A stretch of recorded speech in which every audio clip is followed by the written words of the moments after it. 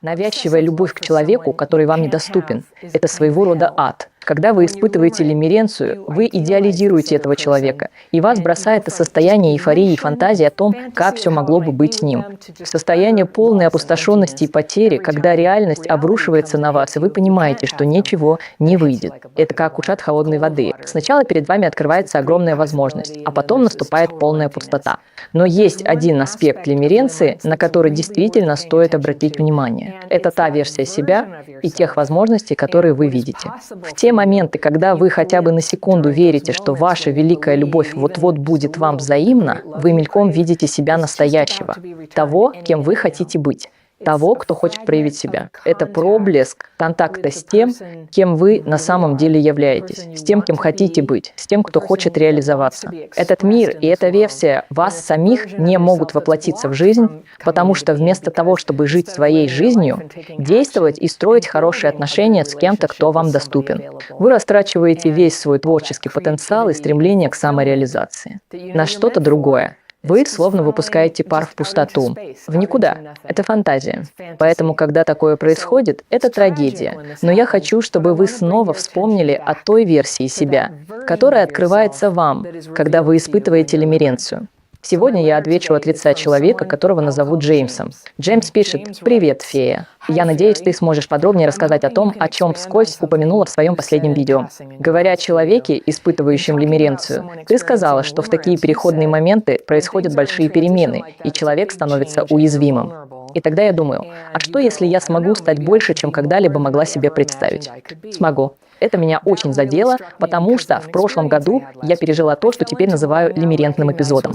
На какое-то время мне показалось, что у меня может что-то получиться с объектом моей лимеренции. Это человек, в которого вы влюблены. Для тех, кто не знаком с этим термином, поясню. Лимеренция – это навязчивая любовь, страстное увлечение. Но по определению вы не можете быть вместе с этим человеком. Это невозможно. Один из главных признаков лимеренции – это то, что вы постоянно ищете знаки, что и ваш объект тоже испытывает к вам чувства. В тротуарах, в облаках, везде, где только можно. Вы отчаянно хотите взаимности, но не получаете ее. Хорошо. Так вот, это случилось с объектом моей лимеренции, с человеком, в которого я была влюблена в прошлом году.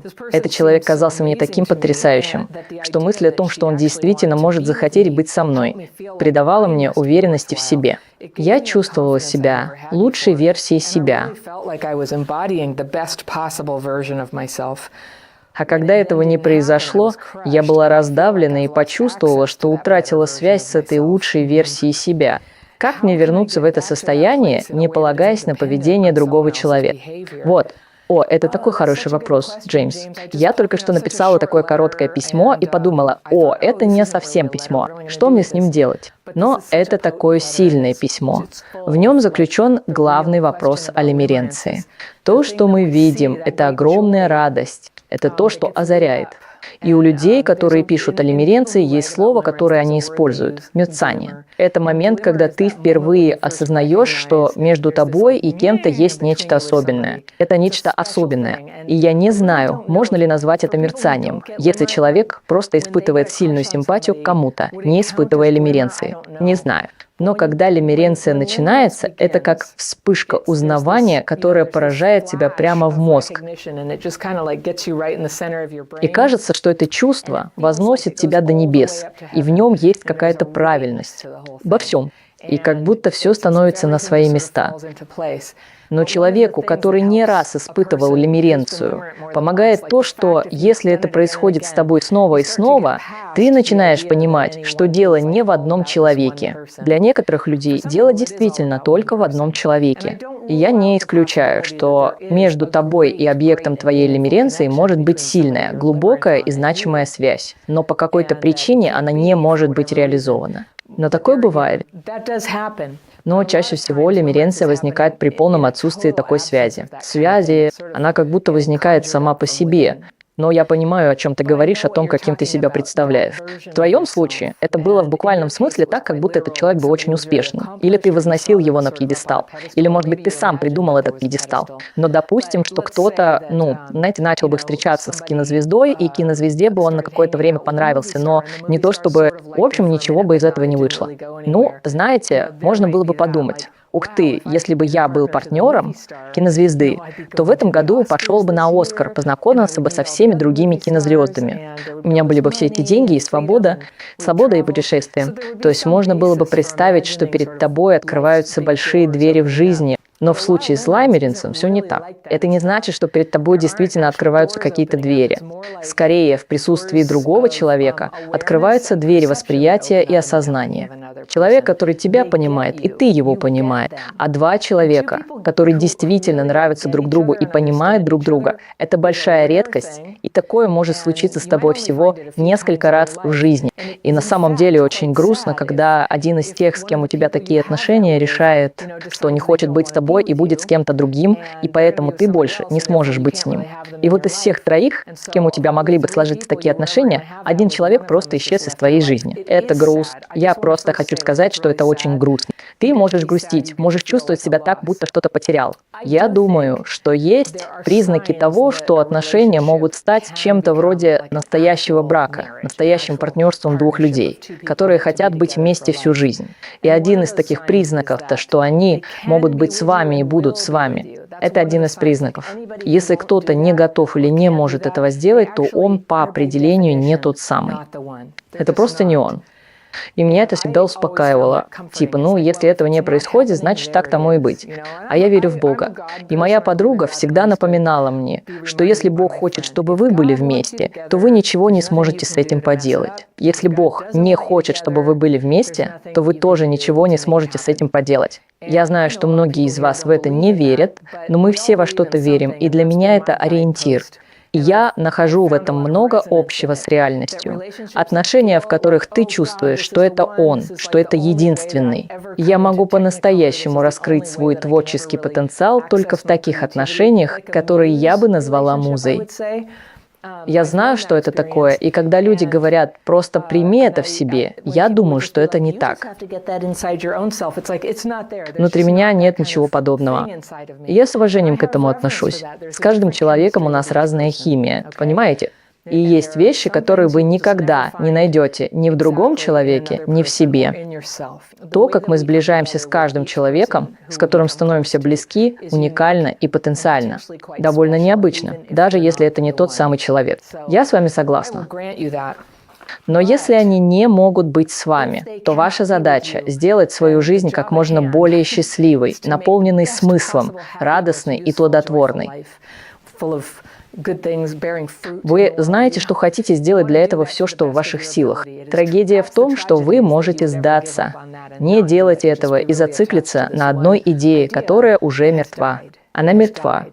И тогда вся эта энергия уходит в никуда. Она как будто проваливается в черную дыру. Хотя ее можно было бы направить на создание великого американского романа, или на строительство дома, или на рождение детей, или на что-то хорошее в отношениях с человеком, который был бы счастлив быть с вами. Поэтому, когда вы выходите из состояния лимеренции, другие отношения кажутся вам скучными, бессмысленными и, знаете ли, банальными. Такое ощущение, что так бывает со всеми. И это значит, что вам нужно время на детоксикацию, потому что это иллюзия. Знаете, в мире нет одного единственного невероятного человека, а все остальные просто посредственности. Это говорит в вас лимеренция. Знаете, это своего рода сочетание травмы и генетической предрасположенности. У одних людей есть такой ген, и они более склонны к этому, у других нет. Так что генетическая предрасположенность в сочетании с травмами и неразрешенными проблемами в отношениях приводит к тому, что обычная влюбленность превращается в одержимость, которая, как говорят, может длиться в среднем несколько лет, но иногда и десятилетия, всю жизнь, верно?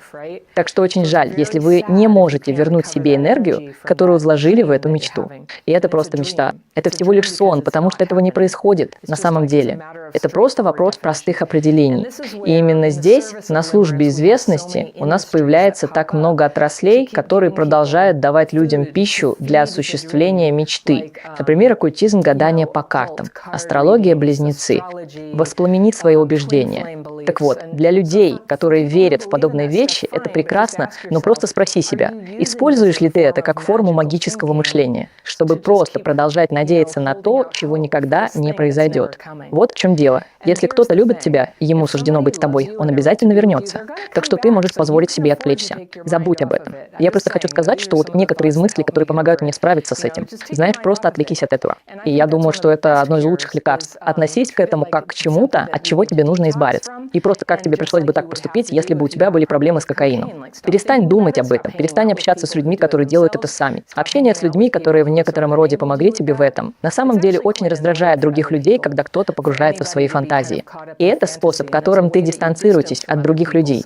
Так вот, другие люди в твоей жизни и твои отношения с ними начнут появляться и становиться замечательными, когда ты сможешь начать проявлять себя. Соберись для этого со всем своим духом. Это очень странно. Это похоже на смерть души, когда мы как бы эвакуируемся. Мы покидаем этот самолет и пересаживаемся в другой, чтобы просто жить там и не думать об этом, потому что это слишком больно.